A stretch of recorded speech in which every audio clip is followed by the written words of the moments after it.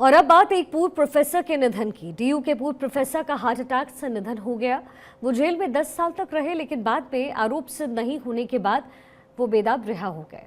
दिल्ली से लेकर के महाराष्ट्र तक इस केस की खूब चर्चा हुई। जो यहाँ बात कर रहे हैं जयंत साई बाबा की। वो प्रोफेसर जो व्हील चेयर पर छात्र को पढ़ाता था, लेकिन उसके बाद उसने केस जेल से लेकर के कोर्ट तक के चक्कर काटे। क्या था वो केस और क्या है गिरफ्तारी से रिहाई तक की पूरी कहानी, एक रिपोर्ट में आपको दिखाते हैं।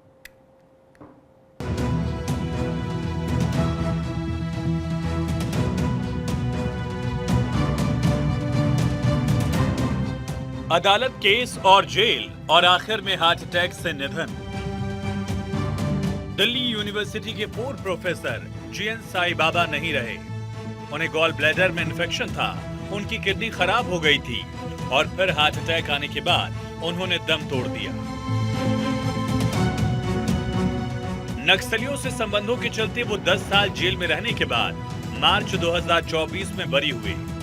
5 दिन पहले उनकी निम्स में सर्जरी हुई थी, लेकिन हैदराबाद में उनका निधन हो गया। All of a sudden, his heart started not functioning.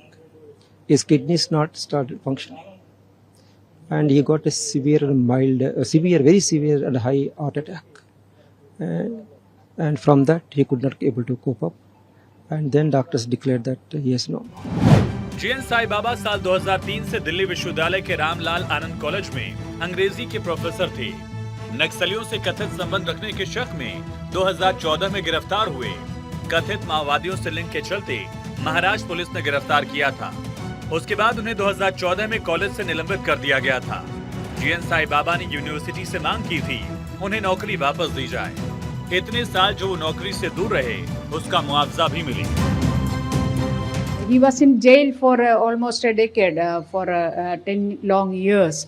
And he was released from jail saying that you are innocent. He was innocent. More than 90% of his body is affected by polio. This untimely demise of Professor Sai Baba, the responsibility lies with the investigation agency and the judiciary.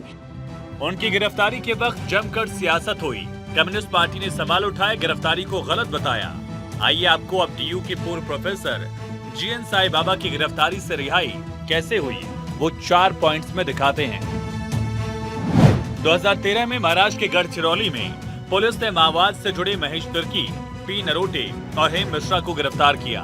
2014 में माओवाद से connection के आरोप में इनकी गिरफ्तारी हुई।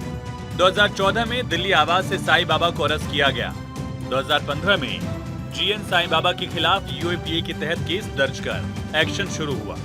2017 में गढ़चिरौली कोर्ट ने दोषी ठहराया और 2017 में ही साई बाबा और 4 अन्य को आजीवन कारावास की सजा हुई। एक आरोपी को 10 साल की सजा हुई। गढ़चिरौली कोर्ट के फैसले के खिलाफ जयंत साई बाबा ने बॉम्बे हाई कोर्ट में अपील दायर की। 2022 में बॉम्बे हाई कोर्ट की नागपुर बेंच ने साई बाबा को बरी कर दिया था। कोर्ट ने कहा था तुरंत साई बाबा को जेल से रिहा कर दिया जाए। बॉम्बे हाई कोर्ट के फैसले पर सुप्रीम कोर्ट ने रोक लगाई। 2022 में जेल से बाहर नहीं निकल पाए साई बाबा। 2024 में बॉम्बे हाई कोर्ट के नागपुर बेंच ने उन्हें रिहा कर दिया। 2024 में कोर्ट ने कहा था अभियोजन पक्ष उन पर लगे आरोप सिद्ध नहीं कर पाया। कोर्ट ने कहा उम्र कैद की सजा नहीं दी जा सकती। जेल से बाहर आने के बाद साई बाबा ने कहा था वो बहुत बीमार हैं। साई बाबा ने आरोप लगाया कि जेल में उन्हें दवाइयां भी नहीं दी गई। आंध्र प्रदेश के मूल निवासी जयंत साई बाबा ने आरोप लगाया था कि उनकी मां के अंतिम संस्कार में भी उन्हें शामिल नहीं होने दिया गया था। साई बाबा ने सिस्टम से लड़ाई लड़ी और महाराष्ट्र पुलिस पर कई गंभीर आरोप भी लगाए। Bureau report, Bharat 24।